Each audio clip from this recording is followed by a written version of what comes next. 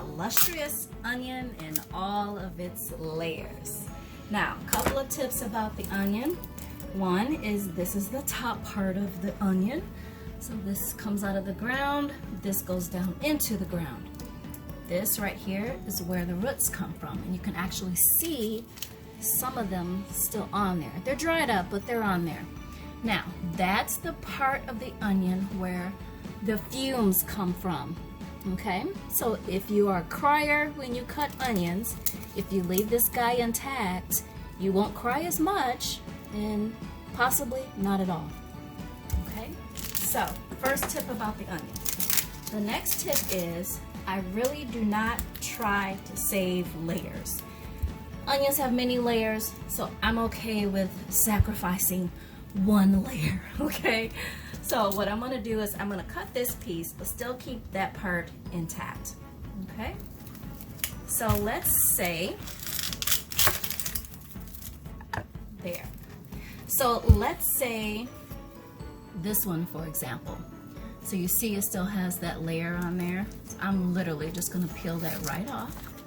The skin on here, I'm gonna make sure the skin is removed as well, because the skin is slippery. So if you leave it on the onion and try and cut the onion, it's gonna be slippery on the blade as well. Okay, so you wanna peel that part off. And the rest of it is pretty much, and put that guy back in there, intact, right? You still have a little bit of the stem here, so it's enough to hold it intact, and you will find out quickly why that's important. Okay, so again, flat surface down. You always want to do flat surface down no matter what you're cutting, okay? Now what I'm going to do is I'm going to put my palm of my hand on top of the onion, and I'm going to slice it down, almost all the way down. So you see how I kind of sliced it in half? Let's bring it back up so you can see. See, it's sliced in half, and I didn't quite go all the way down to where the root part is. That's because that's where my handle is going to be, okay? And I'll show you what that means in 1 second.